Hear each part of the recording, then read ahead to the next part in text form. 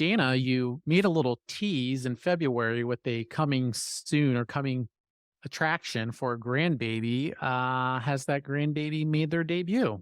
Yeah, thanks for asking, Charles. She arrived on February 25th. We're super excited that she's here and she and her mama are safe and healthy and trying to navigate new life. And with that, that means mom's not getting a whole lot of sleep right now. Really? How about grandmom? Is grandmom getting Yeah, a lot well, of I sleep?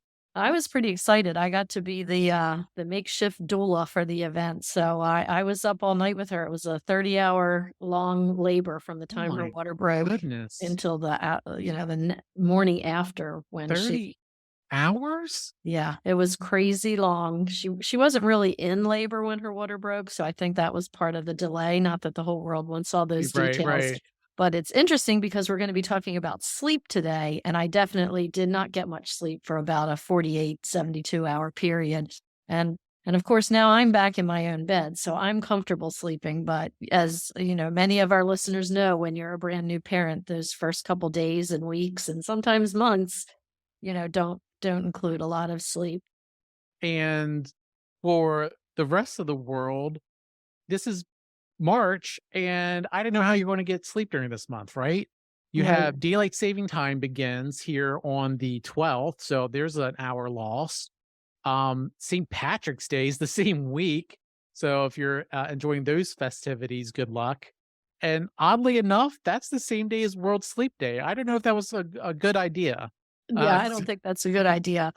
So hopefully we have some advice to get kids to sleep on time with our expert today. Who do we have on? We have Dr. Wang today. He is a professor and a researcher in the Department of Diagnostic, Radiology, and Nuclear Medicine here at the University of Maryland School of Medicine. And, right on point for what we're talking about. He's going to be talking about how the lack of sleep in children can negatively impact their brain and cognitive development. He's a really neat guy. He's developed several software packages for neuroimaging, and he's even a board member and associate editor for several international journals and an ad hoc reviewer for the NIH. Great. So here's our interview with Dr. Wang. You're listening to the heartbeat of the University of Maryland, Baltimore, the UMB Pulse.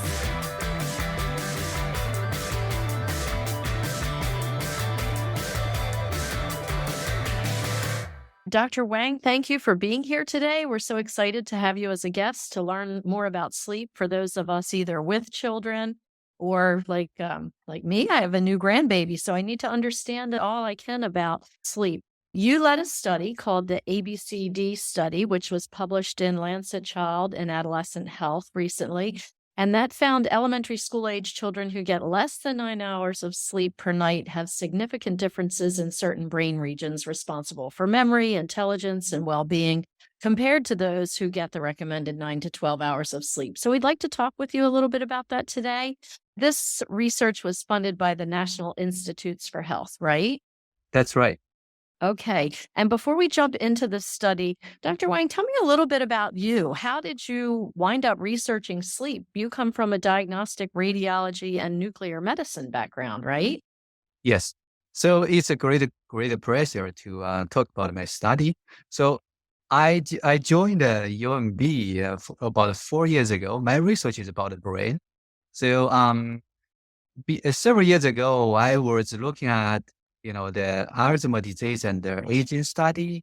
So one big component and the hypothesis about getting AD and the aging and brain is that the sleep has a big role, and that's the start of my sleep interest. And then I started to look around what kind of data I have. And years ago, I had a study of studying brain development. So I noticed that there is a huge longitudinal study looking at the brain development.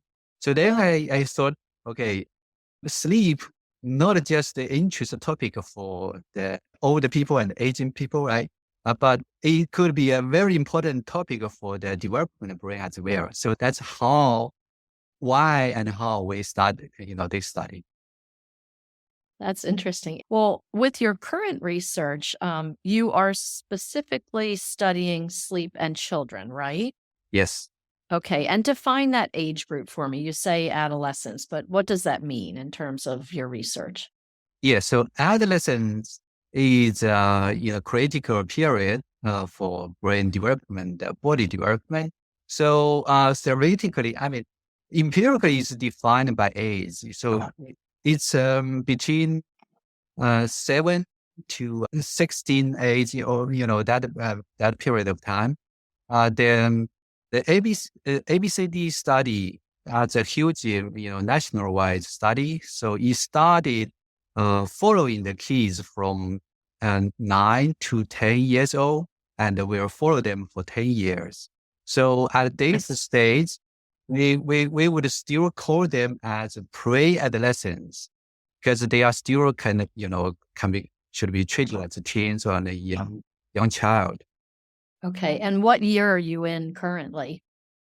The study published is based on the data from years of 9 to 10. And we also look at the data from 2 years later. So roughly speaking, the age range is between 9 to 12. And so, how old will the students be once this ends? The starting point is 9, and if at the end of the longitudinal study, there will be 90. And in general, how many hours of sleep should children in that age range get? Yeah, so this criteria actually was based on the consensus made by American Society of Sleep Study. So they made a recommendation that young children should sleep at least 9 hours per day.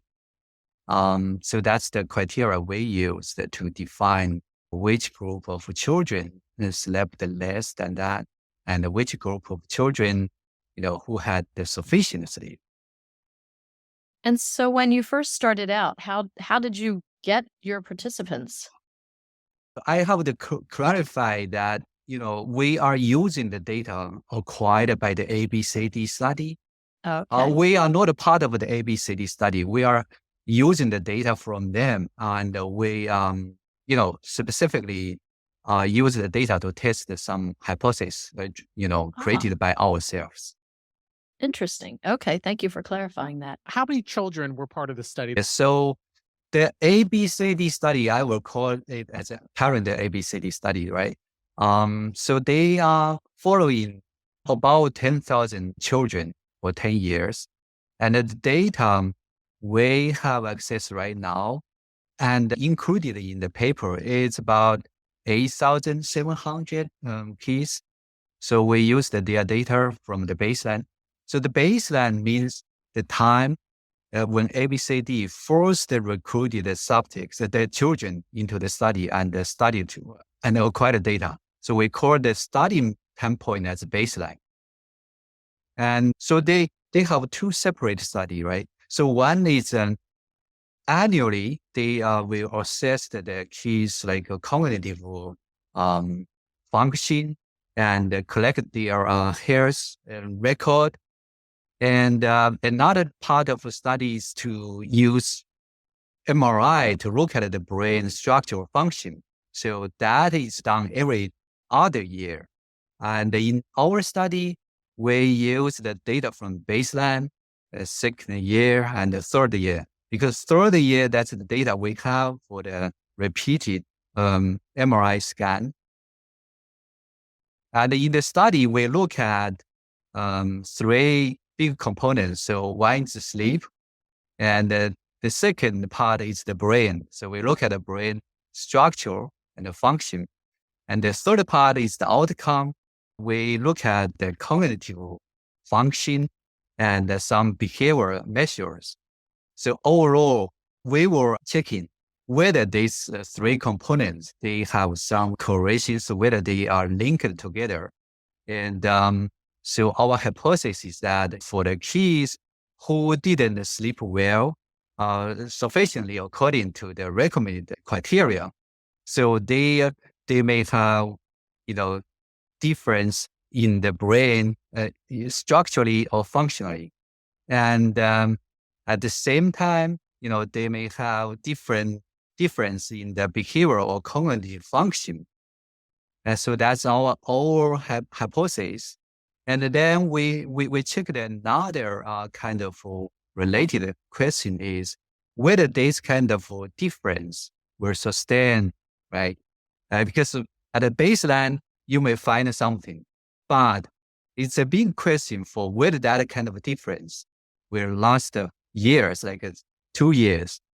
Both questions are very important and informative for either parents and policymakers, right? So at the baseline and post follow-up, we found that for these two groups, the children who slept less than the recommended hours, they had less brain volume in the gray matter. So in gray matter, we call it the gray matter because most of the neurons are inside, the gray matter. So in MRI, that part of the brain, looks gray. So that's why we call it as gray matter. Makes sense. Yeah. And, their gray matter volume is smaller than the other group. That's structure-wise. For the function-wise, we found that the connections between different parts of the brain actually change, right? They have significant change as compared to the other group. So that's inside the brain. So for the cognitive function and the behavior, it's the same direction. So for the kids who slept less, their cognitive performance, including like a memory or thinking or attention, a lot of aspects, right? They are significantly lower than the other groups. So for behavior-wise, the measure we use, including like impulsivity or school performance, it's a similar trend. So they had much worse performance in terms of those measured aspects than the other group.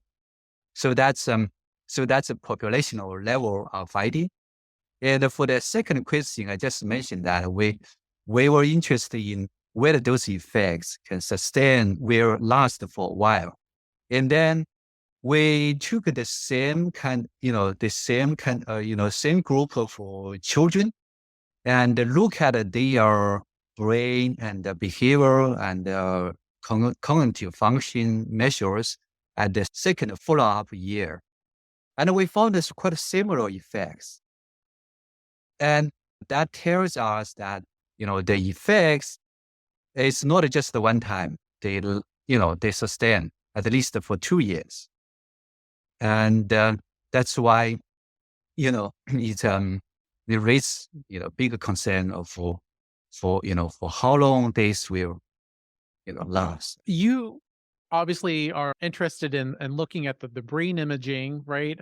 What other aspects of the study were included to measure those functions? I'd imagine maybe some self-reporting was involved from parents or kids, but were there any like tests or quizzes to see how these children would function as far as like memory and cognitive skills?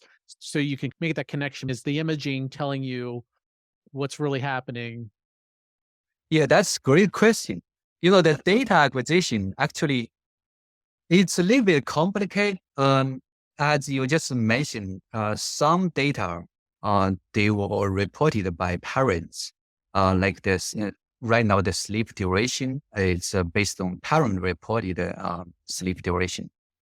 And the rest of the data are acquired by either, using MRI machines or separate the psychological testing using the well-established NIH toolbox. So that's performed using an iPad. The children, they are instructed to do the psychological testing in a quiet room. And we have, the ABCD study, they have a nurse and a coordinator just sitting aside so they can feel free to ask questions. Those are quite roughly about the same time. If imaging is required, the procedure is like this. The kids, when they come to the study site, they will first fill some form, and parents will provide additional answers separately. So the next step is to do the psychological testing, and then they will be walked to the MRI scanner room to take pictures of their brain, either structurally or functionally. And they do have some concurrent task of MRI. It's called when they lay down in the MRI scanner, they are asked to perform some tasks. But that type of task of fMRI is limited, so they have 3 or 4 different tasks. Right now, what we studied is called the resting state fMRI. We are looking at when the kids are not doing anything, what's the baseline activity in the brain. So how that will be related to either, separately or collectively base function or behavior. I give all the credit to the kids participating in this because getting an MRI at any age isn't easy for folks, especially with how noisy the machines can be. So having them to do a task on top of that is a tall order. I agree, totally agree. Yes, this is a bigger engagement, and it will be 10 years.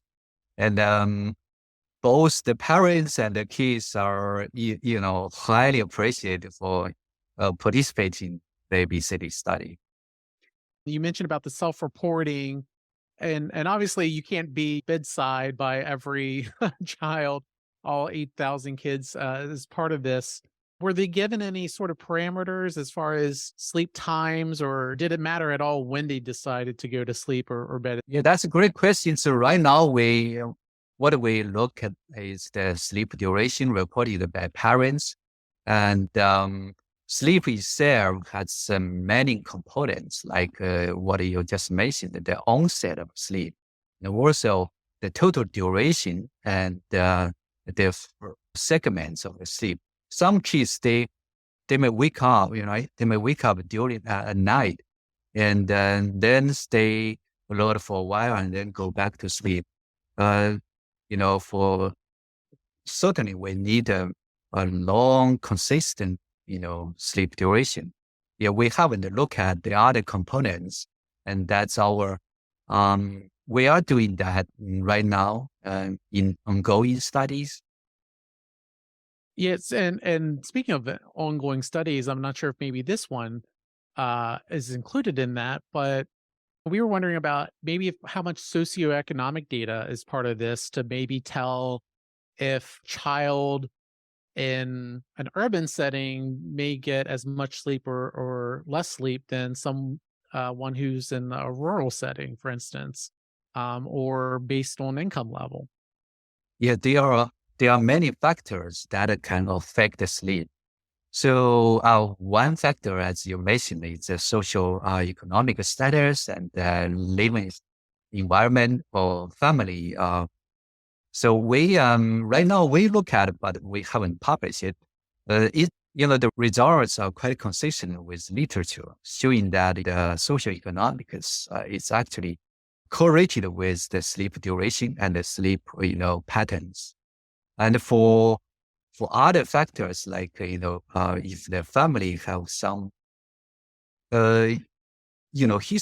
parents' history of some disease, and there are some correlations between them. So sleep is itself is a complex. We can call it a process, but it's also affected by many other things. And so, what does getting less sleep mean for a child in terms of short-term abilities and long-term abilities? Do you see an effect for these kids who are not getting what we'll call good sleep over a long period of time? Do you see that that's kind of cumulative in negative outcomes? To answer this question, I have to talk a little bit more about the sleep function. So as I just mentioned, sleep is a process, but it is also a function. During sleep, there are many fundamental processes, happening in the brain and the body. Right? So, for example, in the brain, it's the sleep time that our brain is kind of vanishing, the brain, like wash out some waste created during the daytime. It's also fundamental part of memory consideration. There are many research publishing that if you start to read something right before sleep, actually that helps a lot of memory. So you may get a much better memory consideration because sleep it's a critical part of considering your memory. And part of your your experience during daytime is actually kind of refreshing during sleep. Right? So that's why you have a dream. And during sleep, it of course you have no control of that. So the brain is automatically refreshing, the things you have seen and connecting to your previous memory and experience. So overall, they are generating something, but it's a recycle of what you experience during the daytime. So based on those process and function, yes, you would immediately think that if you have less shorter sleep duration and bad sleep patterns, the normal brain development process may be changed or disturbed to some extent. That's why in our study we found that the shorter the kids who had shorter sleep duration, they had worse school performance and cognitive function. So those are well known in the literature, but not by a single study, right? So the trend is there. And to answer your question about whether this will accumulate, right? So right now there is no sorted data because the lack of large study like ABCD. So ABCD I think, will be the first one to follow kids for such a long time. And it will have such kind of data to at least provide the first, kind of crucial evidence for your question. That's interesting. So this hasn't been studied for a long period of time before. There are segments of studies, like, some studies, they are study for different age group. Overall, you can draw some rough conclusion that if the sleep trend doesn't change, if the kids or people, they don't get sufficient sleep for a long time, right? So eventually those effects may accumulate. And the extreme cases of sleep shortage is sleep deprivation. Sleep deprivation is it's more like experimental sleep, it's sleep manipulation. So they would ask the participants to not sleep for one night or 2 nights, and the effects are dramatic. So basically, after the 2 nights or just even 1 night sleep deprivation, you can immediately see some waste or toxin and deposition in the brain. But that's sleep deprivation. It's totally different from the normal sleep deficits. Gotcha. For most of the kids involved in the ABCD study, they are still young. They are just short of 1 hour or 2 hours or 3 hours sleep. I was thinking about how long these studies have to take, before we start to find very basic data almost. The name escapes me, but I was thinking of like when my sisters were young and I was young, like our family would be sent like there was a very long term like health study survey where like kids would get it in their teens and then it would just be mailed out every like 5 or 7 years. And I think we're just finally starting to get that data after all those, years of surveys. So let's shift for a minute and talk about what what the data is showing from these studies and how that applies to like real life. So when my kids were growing up, I made a conscious choice not to let them have TVs in their bedrooms. Nowadays, I look at parents and think, "Oh my gosh, so many things that kids can be sneaking right into the bedroom the parents might not even know about." I felt like we had control of that, but kids nowadays have the smartphones and tablets and iPods and iPads. And how do things like that, or at least what's your feeling on how do things like that affect sleep? And maybe if you have any tips and suggestions, you mentioned you're a parent. How do we kind of control those things so that they're not affecting our children's sleep? Yeah, so there is a trend of getting less and less sleep of children and adolescents in modern society because there are lots of attractions, including like sports and the electrical devices.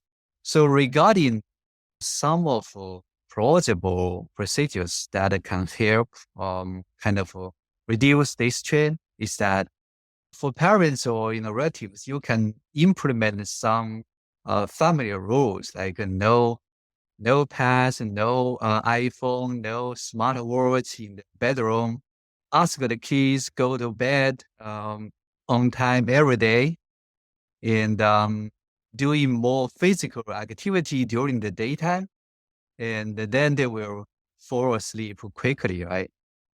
So overall, there are some very helpful instructions for implementing all these procedures that I can help. Yeah, it's just like taking care of your pets. They say run your dog as much as you can, and so Yeah. so the dog will Exactly. just go to Yeah. sleep. Yeah. Physical activity definitely helps a lot because you can, especially for outside activity, right? You are exposed to the natural light, and that's totally different from the a pad or watch. So those electrical devices usually they have a strong blue light. The Right. blue light actually activating your brain dramatically. So that's why if the kids they are using pad or watching TV, for hours before sleep, they cannot fall asleep easily. Simply because the light activation.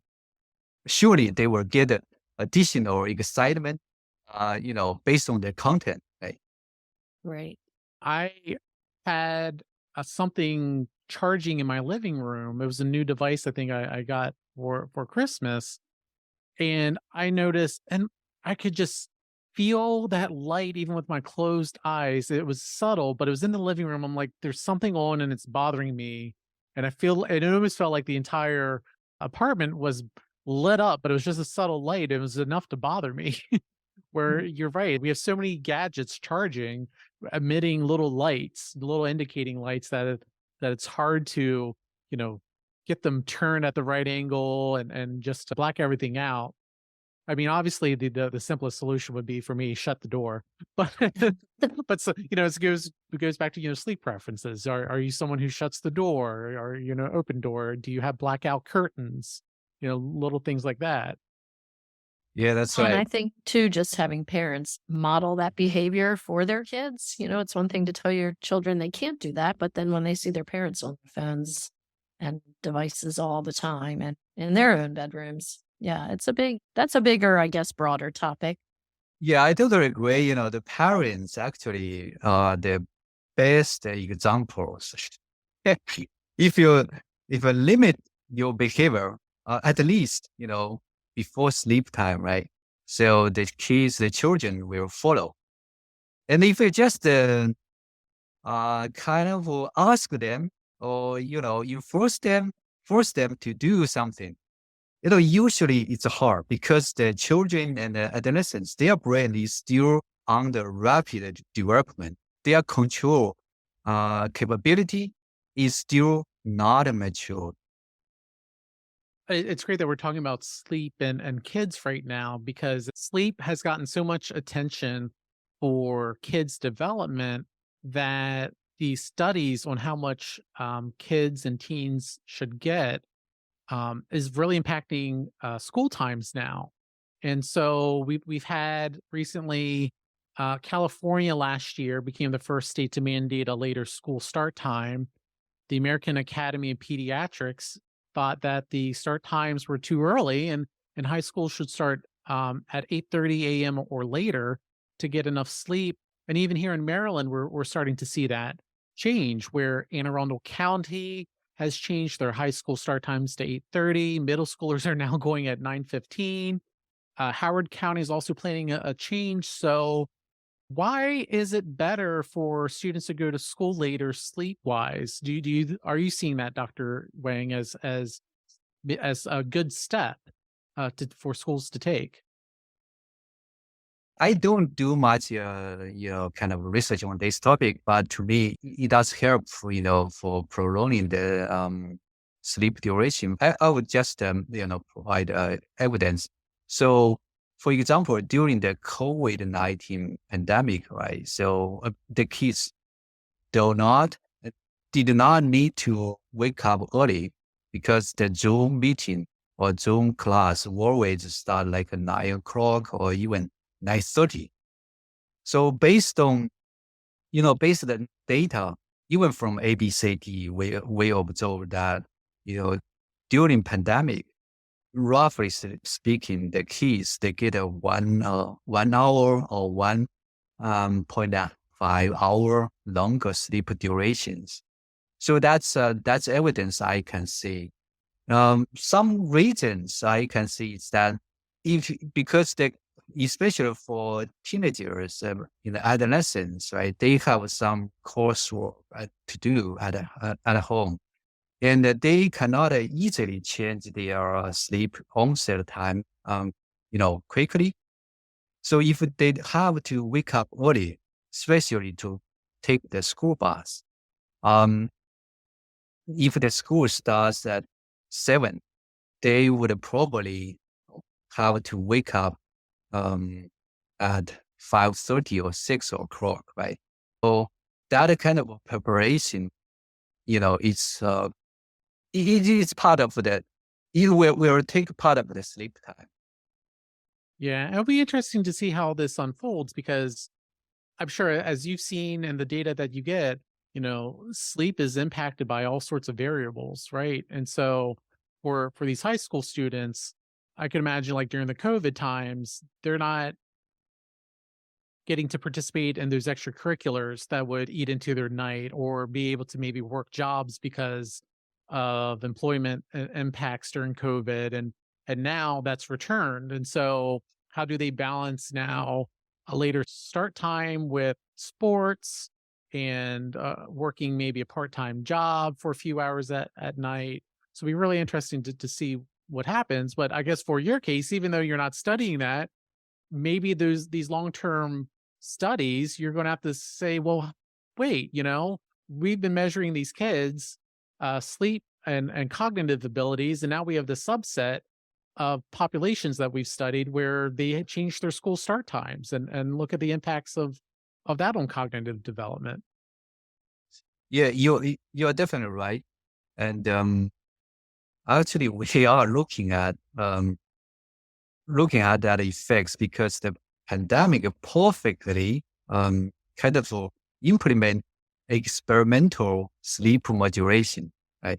Because the data is clear. So during pandemic, the children, they get more sleep. And before, it's just regular school time. And they, on average, their sleep duration is shorter. And now when the school reopened and the ABCD the study is still collecting data. So once the new data is here, we can compare how this kind of, accidental manipulation will affect, the sleep and brain and the cognitive function and behavior. Yeah, that will be very important study. I can't wait to see it. And you've been so filled with information. Is there maybe a study that you're working on now that you want to tease for us to look out for? Yeah, so one study we look at right now is it's to kind of replicate the study we just did based on the parent report, sleep duration. So in a subset of ABCD cohort, they have additional data collected using not smartphone, smartwatch. And that's a direct, more objective measurement of sleep duration. And, compared to the parent reported sleep duration, right, it's more accurate, definitely, because this is directly collected from the rest of the children. Now we're using that data to provide a more accurate and a more objective evaluation of the sleep effects on the brain. And we also did almost finished half of the study. Another study is to look at family, like the family environment and the living environment, socioeconomic effects, and on the sleep and also brain and behavior. So, sleep is not a factor by itself. It is affected by other things, right? Right. And most likely, as we show in the paper, sleep affects, behavior and the cognition.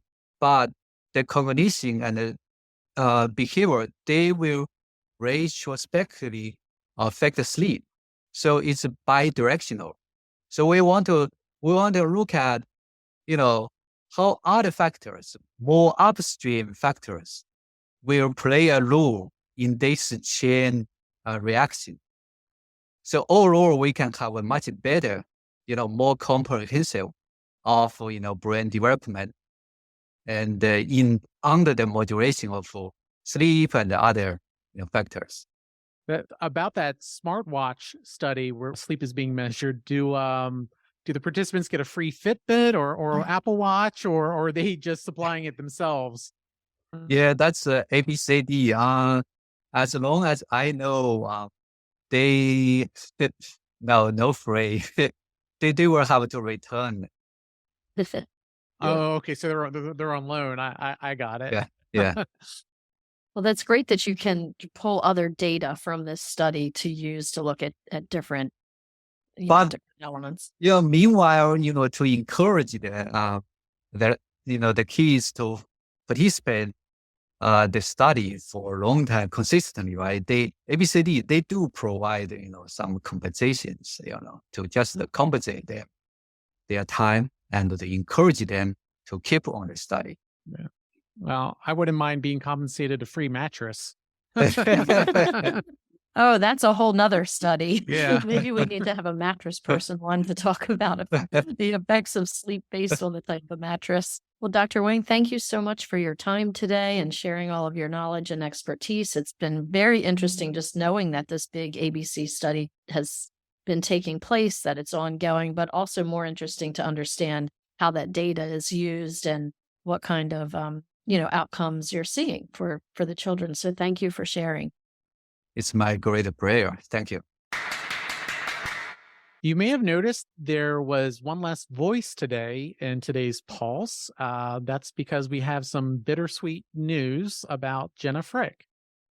Yeah. Our co-host Jenna has moved on to newer pastures. She's taken a position with a different organization. We're going to certainly miss her her outgoing and bubbly personality. She's always one who had great questions for our guests, and she's certainly going to be missed, but we wish her the best of luck. She's making a great move for her career. So Jenna, if you're listening, we miss you, and we can't wait to hear how your new gig's going.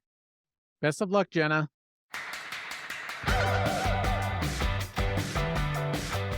The UMB Pulse with Charles Chalet, Dana Rampolla, and Jenna Frick is a UMB Office of Communications and Public Affairs production. Edited by Charles Chalet, sound engineering by Jenna Frick, marketing by Dana Rampolla.